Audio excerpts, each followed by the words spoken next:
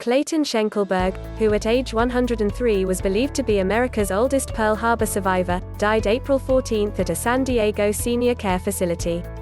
Born a year before the Spanish flu swept the country, his final year included a run-in with the current pandemic COVID-19. He caught it but didn't get sick, family members said. In between, he experienced one of the most fateful days in modern U.S. history, the December 7, 1941, attack on the naval base at Pearl Harbor that led to the United States' involvement in World War II. A Navy torpedoman at a submarine base, Schenkelberg volunteered to drive a train loaded with the underwater missiles away from strafing Japanese airplanes. Then he ran to an armory, grabbed a rifle and started shooting back. After the war, he stayed in the Navy for 2 more decades, got married and raised 7 children, and eventually settled in San Diego, where he had a second career as a high school custodian. His motto through the years, one day at a time. If you asked him about any of it, he would tell you he was just doing what needed to be done, his son Patrick said. He didn't think it was anything special. He had a job to do, and he did it.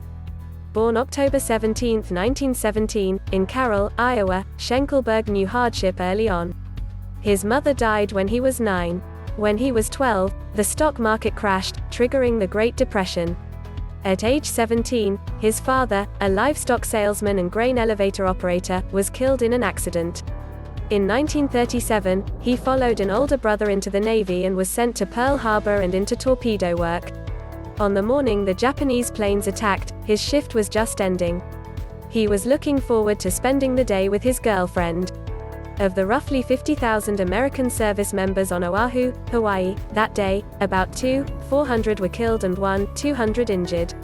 More than 30 ships and hundreds of airplanes were destroyed or damaged. The survivors who helped win the war and got on with their lives were dubbed the Greatest Generation. There is no official roster of how many are still alive. I would say less than 100, said Stuart Hedley, 99, who for decades has been San Diego's most active and visible survivor, giving talks, visiting schools and riding in parades. That estimate includes 4 men with ties to the now-defunct Pearl Harbor Survivors Association. Chapter in San Diego. At its peak, with almost 600 members, it was thought to be the largest chapter in the nation. When it shut down 2 years ago, it was believed to be the last one still operating. Hedley believes Schenkelberg had been the oldest survivor in the country. Patrick Schenkelberg said various officials in recent years told him that was the case too. If so, it was a badge he wore modestly. At various memorial events, he routinely deflected attention from himself. "We're still paying our respects to those who didn't make it," he said in 2016 during the annual Pearl Harbor Day remembrance at the USS Midway Museum.